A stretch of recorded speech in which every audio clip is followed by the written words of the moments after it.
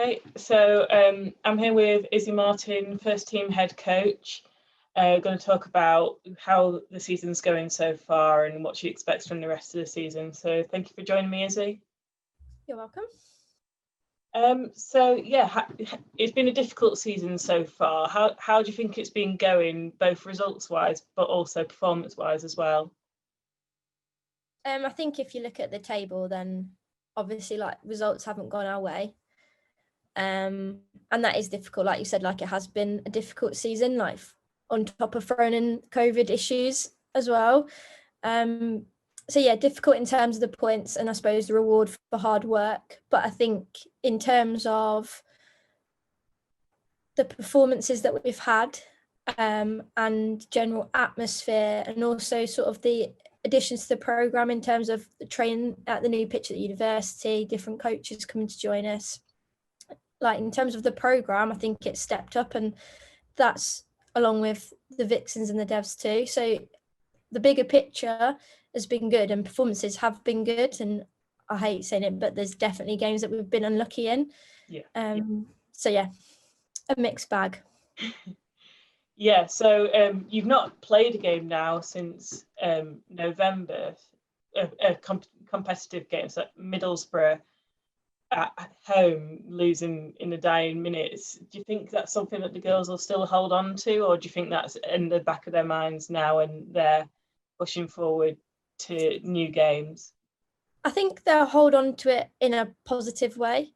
So, I don't think, it's really important that you've got to put results to the back of your mind and step and look forward to the games ahead, which increasingly get more and more important.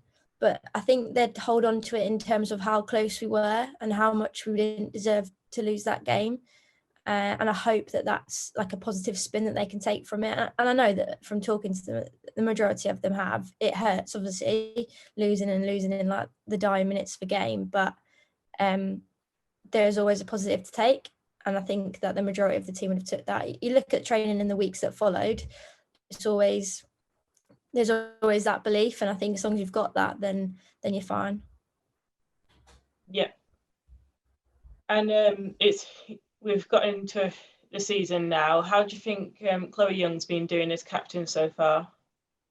Yeah, she's a great captain. All different ranges of reasons why. I mean, initially, just a leader in terms of people just naturally look up to her. You sense it in the changing room, you sense it on the pitch. She's passionate, and that comes across in reactions to goals, games, everything. She really cares, and you need someone with the armband on that really do care. She's a great communicator in terms of myself and the other coaching staff, and I think that's always been really important to me for a captain, is the ability to be able to know the vibe and know how to communicate it to me and what maybe we need to do more of, less of. But yeah, I think she's been doing brilliant, and I hope that she knows that too.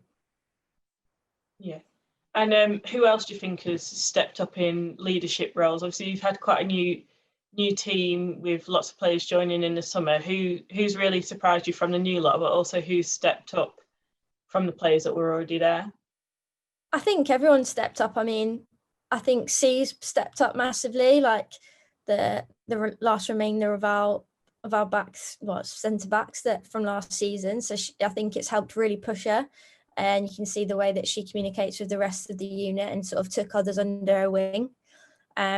You've got Berlo, you've got Steely, always key leadership people within the team. Stedders has been a great influence coming in terms of coming in as a professional athlete, but also really understanding and buying into what we're trying to do. So that's been really good. And then we've got the host of new players that have come in, whether they've come up from Devs, whether they've come elsewhere. So Grace Slow, Nikki, Sharpie, those people that have brought sort of a positive spin on the group. You could literally pick everyone, but I think there's some definitely key people that have helped out. Yeah, and so you mentioned Nikki and also calling up Engun into the training squad. How do you think they've had a positive impact on the team? I think Nikki's got a great energy, and work rate, and things that I really value in a player is their sort of their work ethic and never giving up. So when she's come in and played for us, she's been brilliant. Not giving up, movements spot on up top, and connected really well with the girls. Gunn, she did really well in the friendly against Holwell when she came along. She's dead fit, dead strong. Again, her movement's really good. So they're quite similar players in many respects, and both come with good personalities in terms of merging straight into the group. So yeah, both really positive and both promising.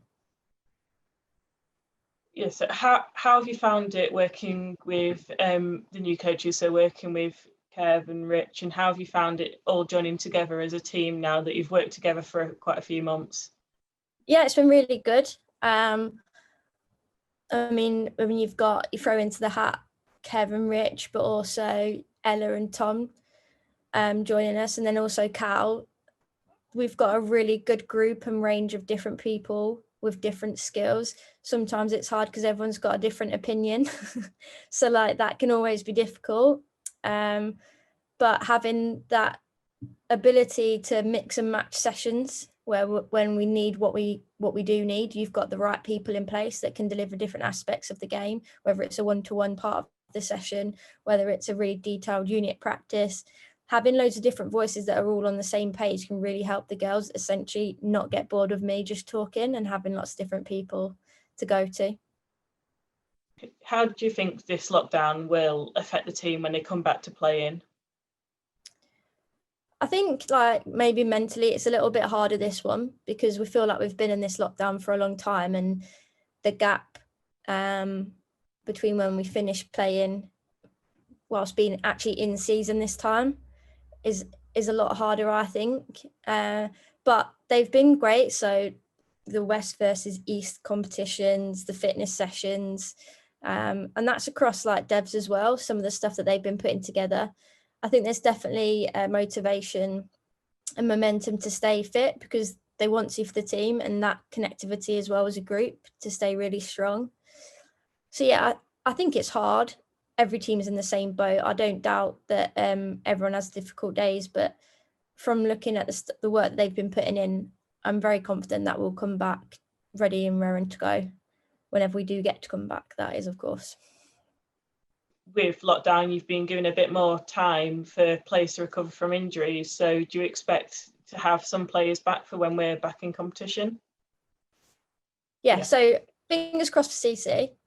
She's trained once this side of Christmas before the lockdown.